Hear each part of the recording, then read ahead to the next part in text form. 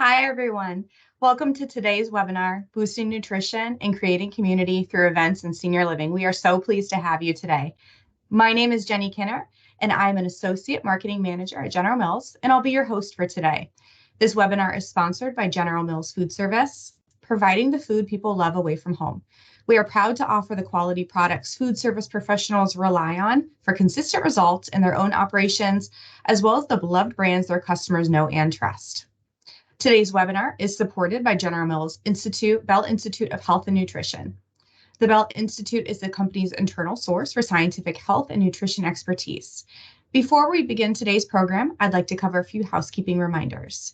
Today's webinar will be recorded with a Q&A session at the end. However, you may submit questions at any time during the webinar by clicking the Q&A icon in the upper right-hand corner of your screen. After the webinar concludes, you will receive an email with links to the slides and your continuing education credit certificates in the coming days. With that, it is my pleasure to introduce today's presenters. Since joining the Chefs of the Mills in 2006, Chef Sonia Kerr has focused on troubleshooting recipes and product performance, reverse engineering products, developing and standardizing recipes, mapping flavor combinations, maximizing ingredients, and menu engineering. These skills help Chef Sonia lead product knowledge workshops and training sessions for General Mills Food Services, international, internal, and external partners. Chef Sonia built more than 25 years of previous food service experience working in restaurants, bakeries, colleges and universities, hospitals and healthcare, and catering organizations. Additionally, Chef Sonia has earned certifications including Executive Chef, Sous Chef, Dietary Manager, and Food Protection Professional. A dedicated learner, Chef Sonia has an associate's degree in culinary arts from the University of Toledo and a bachelor's degree in culinary management from the Art Institutes International of Minnesota. She has also completed the Cook's Apprenticeship with the American Culinary Federation. Our culinary speaker today is Jessica Weisbrich, RDN, LD, CDM, CFPP, and has been a certified dietary manager for 15 years and a registered dietitian for 10 years. She is currently pursuing her master's degree through South Dakota State University. Most of her career has been in long-term care, and she has been the director of nutrition services at Oak Hills Living Center in New Ulm for the last 16 years. Oak Hills has 72 long-term care beds, 22 short-term rehab, 32 assisted living, and will be adding an independent living to the community as well. About 10 years ago, she initiated a catering business as part of the food service operations. What started as an idea to cater a few lunches here and there has grown to a major business in the community, serving 3 daycare centers daily, as well as multiple local business meals. Jessica has also been involved with ANFP for many years and is on the steering committee for the Heart of New Ulm, a community wellness initiative. Thank you both so much for joining us today. With that, let's begin our presentation with Jessica. I hope you all enjoy. Okay, thank you, Jenny, and good afternoon, everyone. Today, we're going to discuss how to boost nutrition and create community through events in senior living. The objectives are to learn about factors impacting appetite and nutrition in senior living residents. We will understand how meals and snacks can be used to promote nutrition, prevent unintentional weight loss, and create community among residents. Finally, we will gain inspiration on ways to build community through food within your operations. So our seniors are at nutrition risk for a variety of reasons, and many of these factors are related to one another or can cause additional complications. As we age, our appetite can decrease due to less energy needs, slower digestion, and sensory changes with smell, taste, and vision. Did you know that beginning at age 40, our taste buds begin to shrink and decrease in number? Sensitivity to the 5 taste profiles also tends to decrease after the age of 60. How many residents do you have in your communities over the age of 60? I have often wondered what some of our oldest residents can still taste. Smell is directly linked to taste and can both alter the perceived flavor of foods.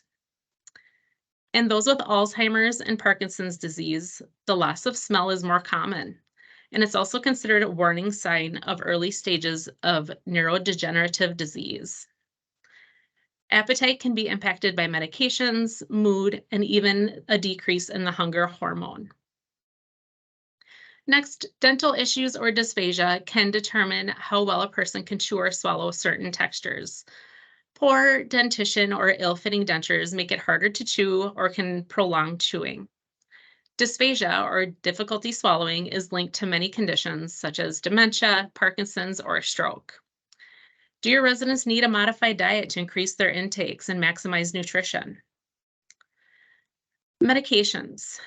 Some of them can decrease appetite altogether as a side effect, but what about dry mouth, nausea, diarrhea, nutrient malabsorption, or even food and drug interactions? These side effects can also impact nutritional status. Chronic disease. So depending on the disease and the stage of that disease, a person may have increased needs or maybe just decreased physical energy to the point where sometimes it even becomes taxing just to chew. With disease comes medication, which then we learned already creates a higher risk. 4 of the 10 leading causes of death for people over the age of 65 have nutritional risk factors, and those are heart disease, cancer, stroke, and diabetes. And I would imagine many of our residents or tenants have some of those chronic diseases. Isolation. Those who are alone often have a reduced appetite and increased depression. There's a screening tool that is used by some physicians called the Determine Your Nutritional Health Checklist. Eating alone is actually one of the risk factors on that screening, along with chewing problems, food insecurity, and other social factors. Those of us who have been in senior living through the pandemic can attest to this concept. How hard was it to leave your residents at the end of the day, knowing how lonely they had gotten over those months? They were isolated from family, friends, and each other for way too long. And then finally, malnutrition. All of these nutrition risk factors are major contributors to malnutrition, along with the negative outcomes that come with it. So let's dig into malnutrition a little bit more. This should be a common term in your community, and you should be familiar with the risk factors for identifying malnutrition. This diagnosis has gained focus by the medical community with nutrition professionals at the center of that focus. The term malnourished no longer only applies to those starving in third world countries. It's estimated that 50%, 1 of every 2 older adults may be malnourished or at least considered at risk for malnutrition. It's considered a senior crisis, racking up over $51 billion annually in our healthcare system. Hospitalizations that are complicated by malnutrition are twice as long, and those patients are 3 times more likely to pass away.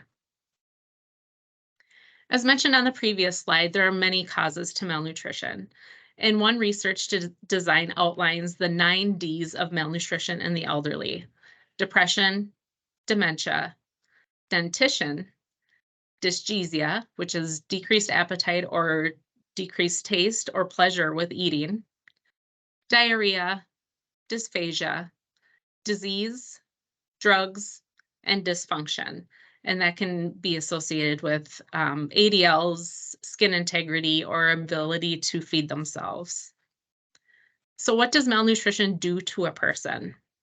It causes frailty, increased weakness, delirium, decreased immune system function, decreased quality of life, nutritional deficiencies, decreased dependence, poor wound healing, and the list goes on.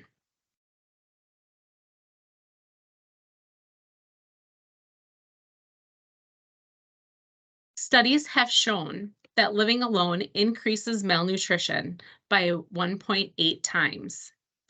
I mentioned the pandemic earlier, and although our residents weren't technically living alone, they definitely were isolated during that time. Did you see a significant decline in some residents? Maybe not just their weight, but their cognitive and physical functioning. Think about your new admissions. What type of setting are they coming from? Were they living alone? Do they have a spouse who will now be living alone? maybe putting them at a higher risk? It has been shown that the elderly who eat with others consume more calories than those who eat alone. They are likely eating more, but also their mood is improved and they feel happier and are more satisfied with life if they are eating socially. This is not only true in our senior communities. Think of your best meals. Who was with you? How great did that food taste? And do you remember the environment in which you were dining? This is a quote that I found pretty interesting. We should look for someone to eat and drink with before looking for something to eat and drink. And this is coming from a guy who lived in 300 BC. So it's not like they had very easy access to food like we do now, but they obviously recognize the importance of social eating and drinking.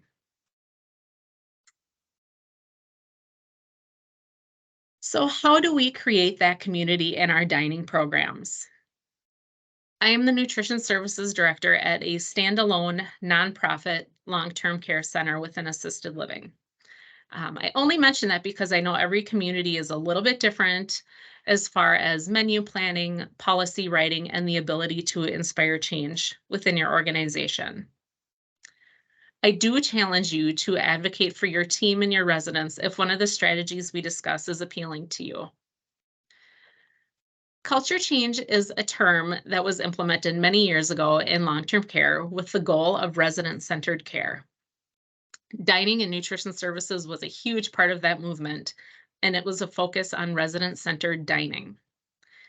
In her paper, The Deep-Seated Issue of Choice, Linda Bump explains that resident choice and autonomy have proven impact on quality of life, but also budget, quality scores, and overall satisfaction. For those working in long-term care, I'm sure you're familiar with your quality measures provided by your state. One of those measures is unintentional weight loss. I can tell you that our percentage has been below the state and national average for as long as I can remember. And I attribute that to the focus on resident-centered care that we take here. Now, this plan can look differently based on your community. How do your residents have input in your menu planning? Do your menus reflect the population you are serving? As mentioned, I work in New Ulm, Minnesota. So you can bet we have sauerkraut on our menu in some form at least once a week. Our resident populations may be diverse and in some cases span over 50 years. So how do you accommodate those differences? A researcher named Judah Ranch states, when our choices and preferences are not honored, we have no future self. So this is a very powerful and true statement. Resident choice and preference should be honored, and CMS recommends that as well, as we've seen with a lot of the regulation changes over these last few years. Our residents deserve that purpose and as much independence with freedom of choice that we can provide. Are your menus flexible? Do you have alternatives that you offer? And do those alternatives have similar nutritional value? Because we do have to follow those regulations we mentioned. Evaluate your snack and supplement program. I believe that commercial supplements have their place, but should maybe not always be the go-to. I just have a quick story. My dad was recently hospitalized for almost a month. It was a good hospitalization. He actually received a kidney transplant, but was in the hospital for a long time and was losing quite a bit of weight, not eating very well. And they kept sending this commercial supplement beverage. Every meal, every day, there it would show up on his meal tray. What they didn't know is that when he had served in Iraq, they drank milk out of a very similar carton. And even the sight of that carton turned him off immediately. And there was no way he was going to drink them. So even though he and his daughter expressed his dislike for those types of supplements day after day, they went in the garbage. And then I would go across the street and buy him a chocolate shake from the restaurant that was there. So there are countless ways to add calories and protein, so individualize it for your residents. And finally, consider your dining environment. Here at Oak Hills, we were fortunate to remodel about 10 years ago. with the transformation from an institutional model to the household model for dining. Our residents dine in smaller groups in their dining room with a small kitchen area for meal service. The dining space and environment should be conducive to dining, and I believe that's a regulation as well. What are the aromas? How is the lighting? How loud is it? Are residents seated in a way that they can have conversation if they choose? The physical environment has been proven to directly influence appetite and intakes.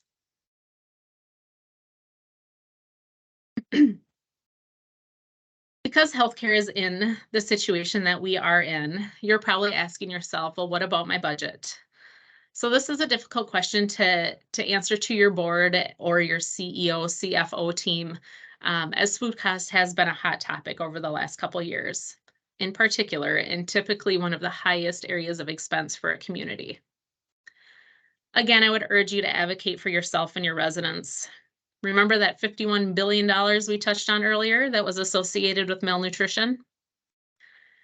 Instead of discussing meal cost and PPD, maybe one conversation revolves around actual nutrition status, although the budget and PPD are not going to go away.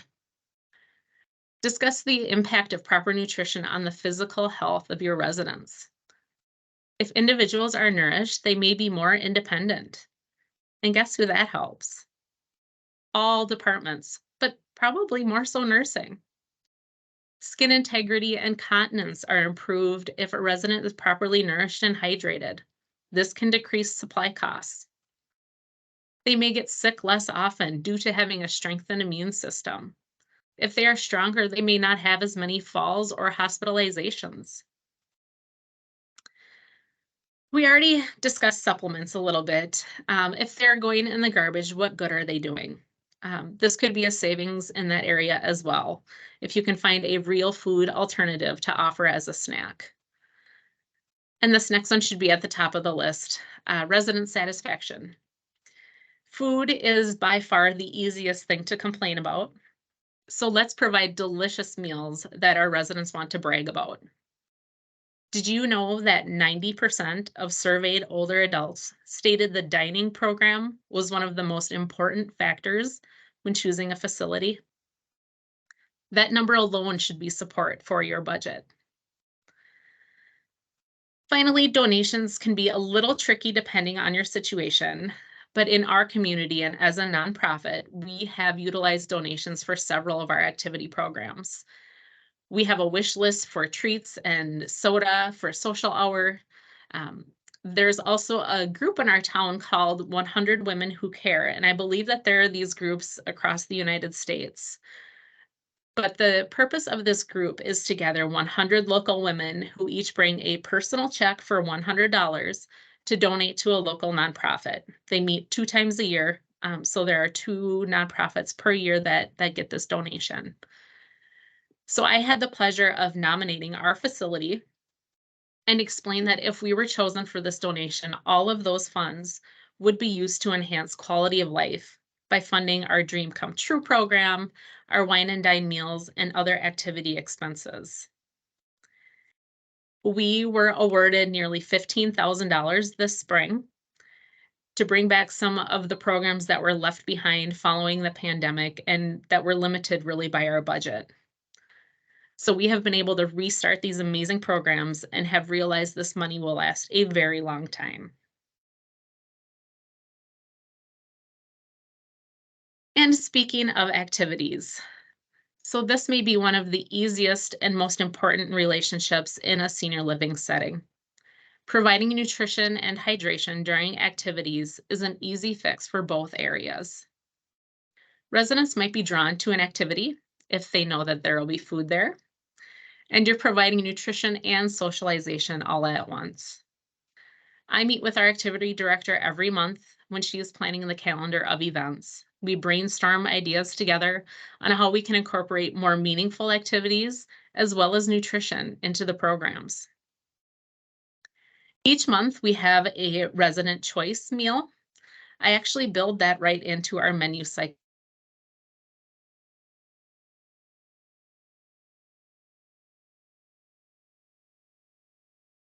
ideas for the resident choice meals for that month.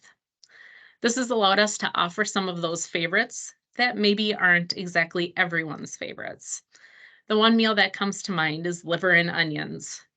We have a handful of residents who really enjoy it, so offer it every once in a while on that resident choice meal. And we also have an alternative meal on that day as well for those who do not want to participate. I do create a diet spreadsheet for each of these meals to also meet the regulatory requirements. And during the summer, we do something similar where we build in a Farm Fresh Friday every other week. We have a partnership with a local grower, and we provide locally grown produce as part of the menu that day. We tell the residents where it came from, and you would be amazed at the conversation and storytelling that sparks in the dining rooms. Residents are able to reminisce about their gardens or farms and recipes that they used to prepare. Activity parties or themes are another way to incorporate resident choice and provide an opportunity for a special meal or snack, or simply a dessert sometimes. What sorts of fun parties have you done in your communities? Ones that come to mind are like a Hawaiian theme or an Italian night. And believe it or not, here in New Ulm, we have a pretty amazing Oktoberfest party in our community due to our strong German heritage. We do fish fries in the spring, similar to those held in local organizations or churches. During the pandemic, we even put them in foam to go containers to replicate what it really would have been like to get a takeout dinner from a fish fry. Work with your vendor on rebates or discounted items for cost savings. Many vendors also supply ideas for different themed meals, including the snack or meal idea, along with games or ideas for the activity team to use.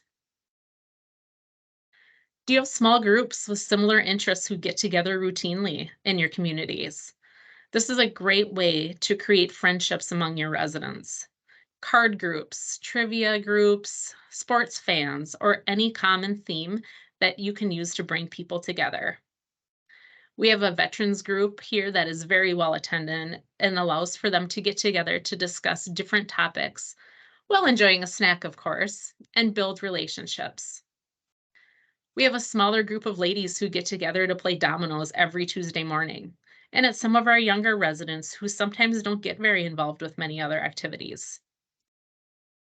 Holiday meals. Which holidays are important to your residents? What types of group activities can you utilize to focus around those holidays? Do you frost cookies? Decorate a Christmas tree? Obviously, we want to be cautious and inclusive of all cultures to recognize and celebrate special days for them. And it's also an opportunity for your residents to learn about other cultures and traditions as well. If you're able to incorporate family members or guests, the dining experience is transformed significantly. We offer a special meal every other month. It's called Wine and Dine. I mentioned that earlier with the donation that we had received. And this is a meal that actually we are having this evening, so things are a little crazy around here today. But guests can RSVP to a special meal to dine with their loved one. It gives the resident a sense of pride to be sort of taking their loved one out for dinner. We charge for the guest meals to make up the cost, but we add linens, roses, soft music, and a very special menu topped off with a beautiful dessert to make this dining experience extra special. We offer a happy hour with a drink prior to this meal, but then again, we do offer a happy hour every Friday. This is the highlight for the week for some of our residents. And although it's not an ideal scenario from a dietitian standpoint, many of our residents enjoy Shell's beer and cheese balls after their game of bingo on Fridays. Something smaller that we do is every day at 3 p.m., our dining rooms host coffee time. It's very simple. We bake cookies fresh in our ovens on our households, and that aroma lures the residents to the dining area, and conversation usually starts naturally. And in other cases, it can be led by a staff person by either reading the newspaper or just discussing local events. Finally, we've seen the national this day and the national that day. These National Food Days were essentially what got us through the pandemic. We celebrated many of these days by turning it into an activity because we couldn't do group activities for so long. We would go around to every room offering the snack and sharing a short fun fact about that national day. National Fast Food Day was one of the favorites as we recreated our own version of a fast food combo lunch. Just for your information, today is National Greek Yogurt Day and National Scrapple Day, which I actually had to look up because I am not familiar with Scrapple in our area. So these national days can be very inexpensive, but yet fun treats for all. So as you can see, there are opportunities to enrich your dining program through something as small as a cookie and coffee to an entire fine dining meal, and there are more ideas to come. Thank you so much, Jessica. That was amazing. And I love the story about your dad. Jessica will be sticking around for Q&A at the end of the presentation, so please continue to place any questions for her or Chef Sonia in the chat. Now let's move on to Chef Sonia's culinary videos.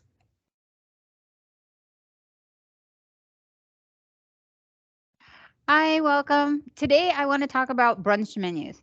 I think the great part about those is so whether you're doing them, in the spring for Mother's Day or doing the winter session, it's a fun way to menu a lot of different things. It lets people have all kinds of samples.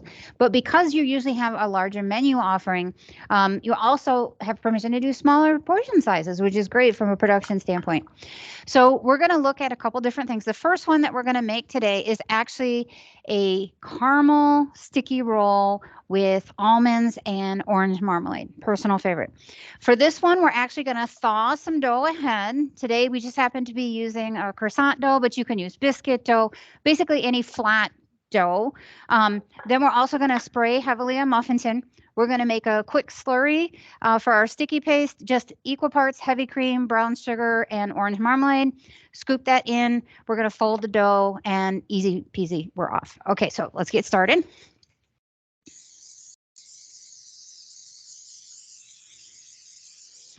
Okay, quick sticky paste, brown sugar, heavy cream, orange marmalade, quick stir. All right. And then for consistency, we're just kind of give one scoop. We're doing a 70 scoop today.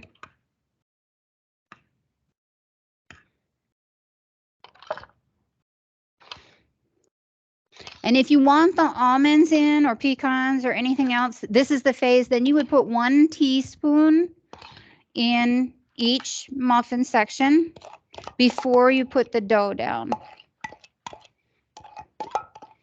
Okay. And so this next part's really easy. Basically with the thawed dough, we're just going to fold it. Okay, just so it curls around so it fits inside the muffin tin.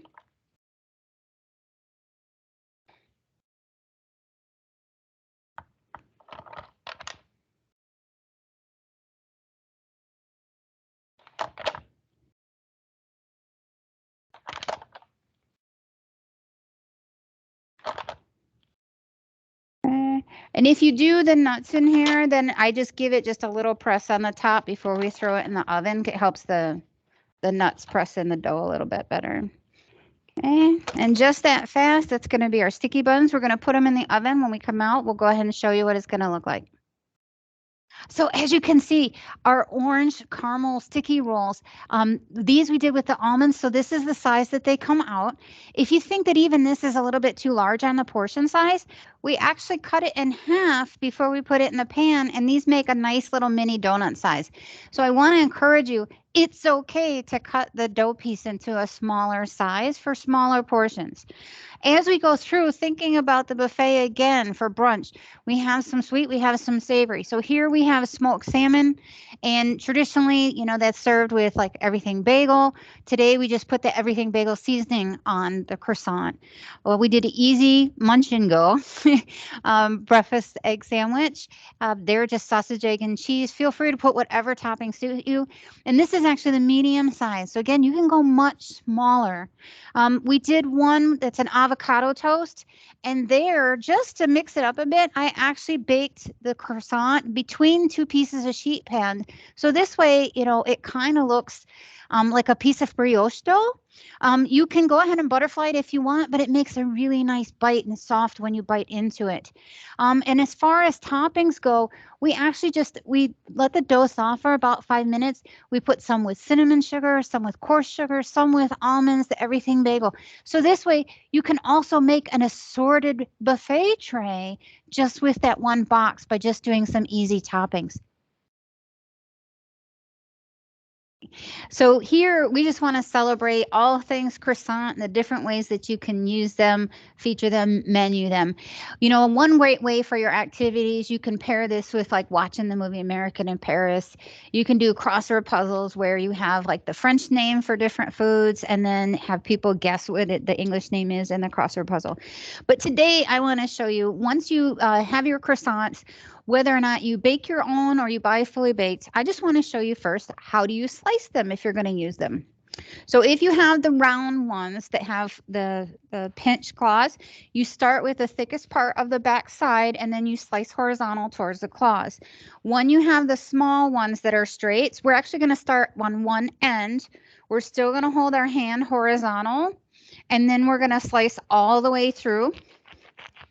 Okay, we're using a serrated knife. You see, I shift my hand as I slice, so that way it starts at one end, but I'm not pressing on the croissant as I slice it. We're just basically sawing with the knife. And that easy, okay, that's how we did our horizontal. Doesn't have to be perfect. We just want to have it open up. Okay, so now I'm going to ask you to place them on the tray, and I'm going to go ahead and slice the remaining, and then I'm going to show you how to fill them real quick.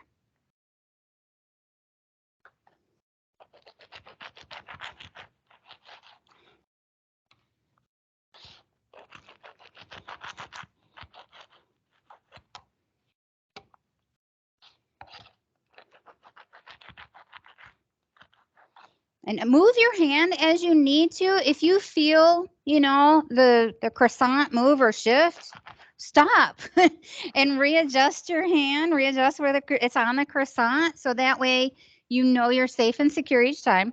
Now, really quick, I'm going to show you, we already preloaded our pastry bag. Many of you have already seen like the yogurt mousse. You can also use your favorite non-dairy topping. So here, we're just going to do a quick swirl.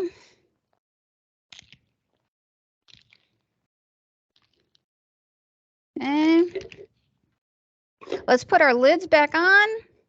And now you can serve it just like this, or if you want, give it just a dusting of powdered sugar before you put it out on display.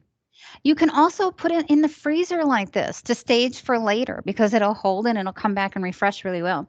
So as we go ahead and we look at our display over here, so we have some that we did with strawberries.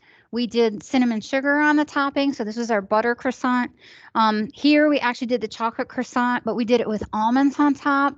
And so really, again, both of these are really easy to put those toppings on before you bake it. You just let it thaw for about 5 minutes, give it a sprinkle, and then you're good to go.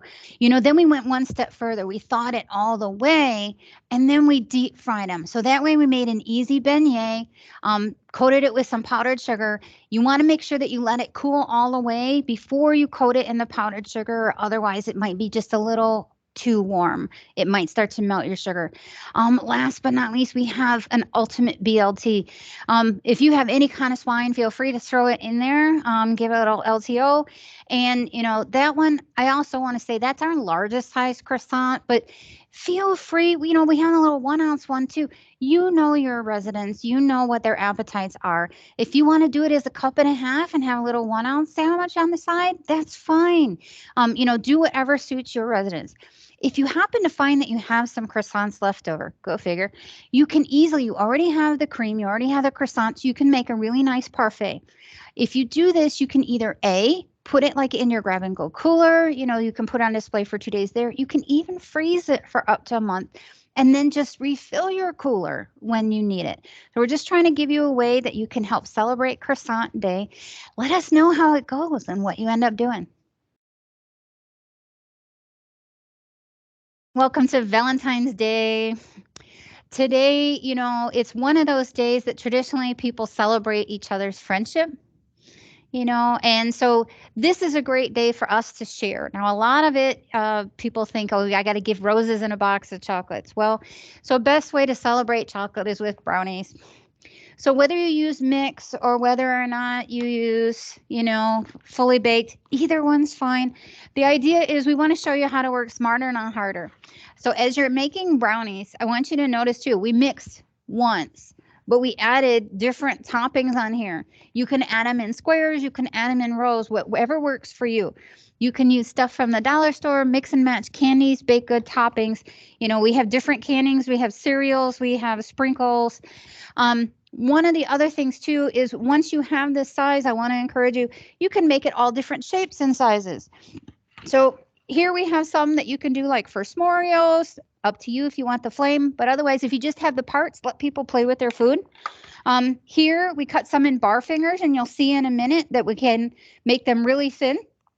Okay. We actually did the same thing where normally you traditionally cut in a cake square. Here we just cut that on the diagonal. So now we got triangles. Okay. It just changes the shape, gives it a little different vibe. We're going to string ice it in a second. And then if you ever do any of those shapes, sometimes you have trim, but we paid for all of our food. So with the trim, I actually like to feature that one with our yogurt parfait bar. This one, it's like if you go around to do room service, this is chocolate covered cherry yogurt bar. You can do it with ice cream, but ice cream melts really fast. So that's why I like serving it with the vanilla yogurt.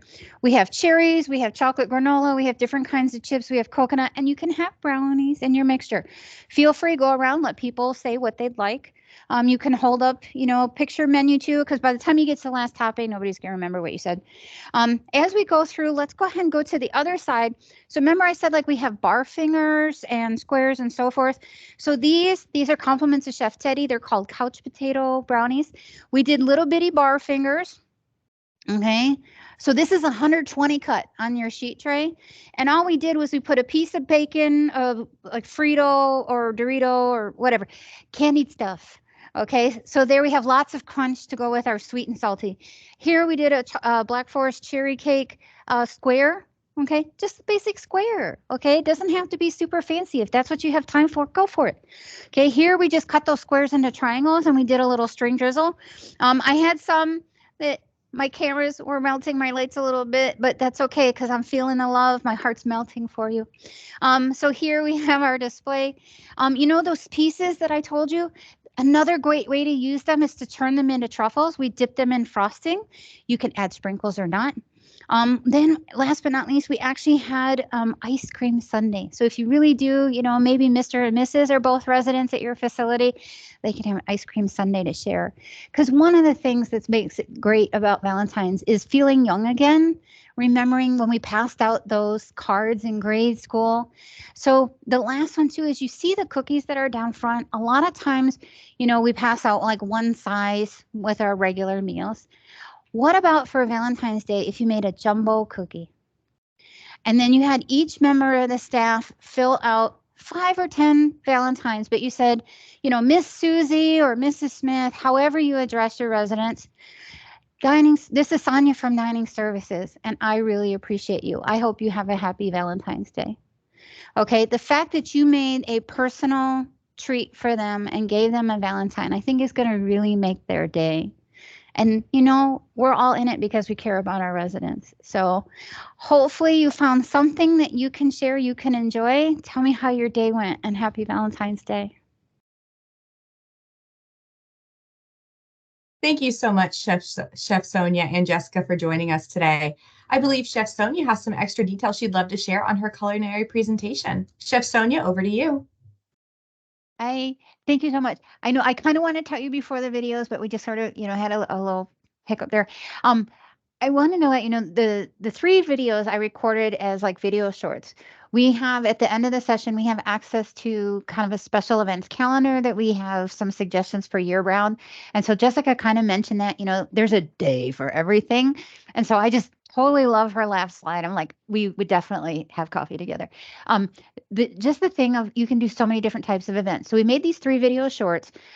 They're kind of synchronized with the calendar so that we have, like holiday celebrations. We have, National Croissant Day in January, and then in February, obviously Valentine's Day. So I was trying to find a way that this way you could like share this as an in-service with your team, kind of get feedback from your team too. All of our team members, they have suggestions. What could they do? What would they like to do? And it makes it that much more personalized when we do these special events. And so I think that's kind of what I was going for in the different videos is how do we engage our own staff? Let our own staff feel important too about how their contributions, their thoughts. That's why I love, the family meal, residence choice, the different theme events. All of these different things let you be a little bit more interactive and more personal, both with your teams as well as your residents. So thank you for the extra minute in there. And we'll turn it back to Jenny and see if we have any questions today. Thank you. Thank you, Chef. Yes, we have at least 2 questions for each of you. So cool. We'll go ahead and begin that Q&A session. You may submit questions at any time during the webinar by clicking on the Q&A icon in the upper right-hand corner of your screen. So let's go to a couple questions that we have. So Chef Sonia, while we have you, we'll just do you first here. So question is, when planning special events, you can sometimes get a day pass on certain nutritional aspects. However, textures always must be modified. How can we still be inclusive in the event of other dietary modifications for those with texture needs? Excellent. I know this was something that came up, daily, especially at the hospital, because there were so many different things. A lot of times we could get, a free pass on, not necessarily being low fat for one day, or maybe you have, an alcoholic beverage in the meal plan, assuming there's no contraindications. But modified textures, you don't really get a free pass. They're going to choke if you don't give them the right thing. And so just thinking about that, a lot of it is, flavor modifiers. Can we do like, orange and Dijon flavor mixed in with the gravy? So is this way you're still getting the same texture, but you're giving it a flavor boost that can still fit into your theme. Using things like Jello or vinegars, in there so that you can get different flavor intensifiers. And then just thinking about, does it change the color a little bit? You can still use that same core puree or that same core chopped, things that you use for the different levels of textures. That way you can still verify that it meets the needs. But the side half of this also is that we're doing social events.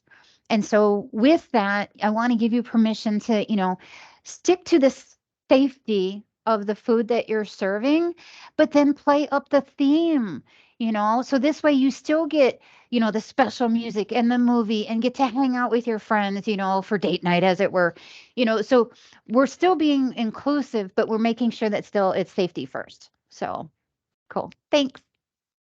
Fantastic. Great answer. And stay there because we're going to come back to you. But I want to go to Jesse here for a second. So Jesse, you talked about some really great events that can kind of span even some of the other employees getting involved in your locations. Can you share how you get other employees in your facilities engaged in special events and activities and really bring them along in the fun? Yeah, I think, it's involving the entire team. It starts with our nutrition services team, but we include the activity team. I mentioned we work very closely with them. But sometimes the other departments might get a little jealous when they see how much fun we're having with some of these events. So sometimes they want to join the fun. Yeah. I mentioned our wine and dine meal this evening. Everyone is participating in this meal as far as helping. Everyone helps decorate. We've got even our business office people get out of their offices and come and help get ready for this event, just because it is such a fun and exciting thing that we get to do for our residents here. So it's really promoting it. And I think, we're all here for the same reason. And when staff see how happy it makes the residents and how much joy they get from some of these events, you just want to be part of that. It's why we have the passion that we do.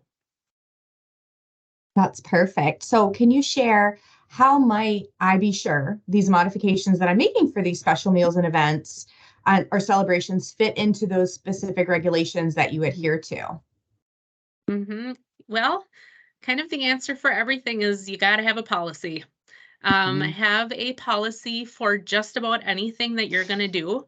special meals. And if you've got resident council minutes or requests that are documented by residents, or even better, complaints that are documented by residents, and this is how you're fixing that complaint, I don't think a surveyor is going to second guess a decision that you've made to support resident-centered care.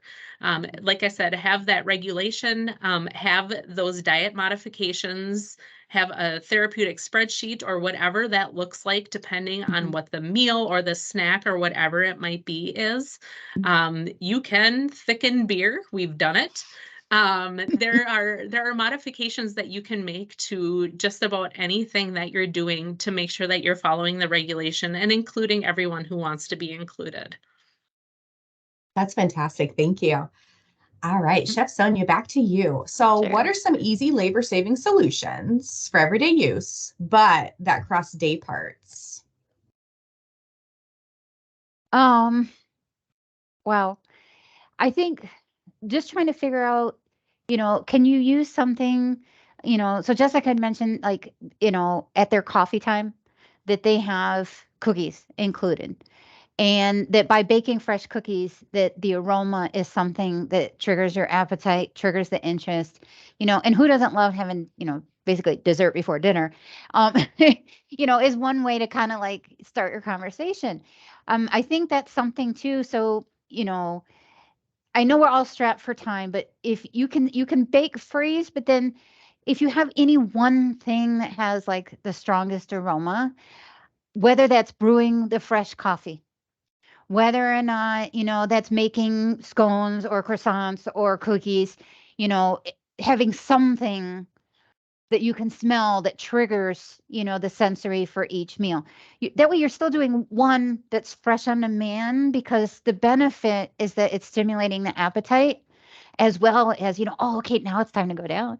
And then who doesn't love like, hot, fresh, warm cookies? So I think that's kind of the thing for me is the labor savings part is you can still bake freeze so that you can, prep for demand and manage your schedule when you have people available. Because some items just lend themselves to holding up really well to that.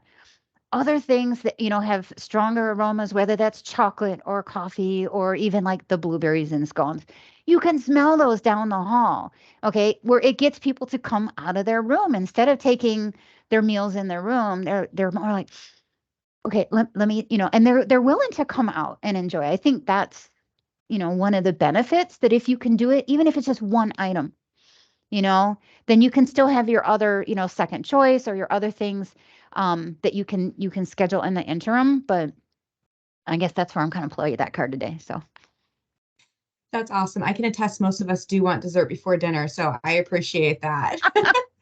Thank you, ladies, so much for your time. I really appreciate it today. We're going to go ahead and go to our closing time. Okay.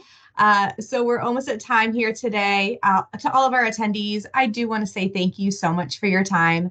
You will be receiving an email in the coming days that will include links to the slides presented today, as well as the continuing education certificates. Don't forget, General Mills Food Service offers a plethora of senior living and other healthcare assets, including a revamped senior living event calendar and kit with recipes, printables, and celebrations for all year long. Please also stay connected by visiting our website and social media handles to access more resources. Additionally, please make sure to visit generalmillscf.com for information on the senior living event calendar referenced today, as well as rebates, helpful marketing tools, and videos. This concludes today's program. You may now disconnect. Thank you so much for joining us today.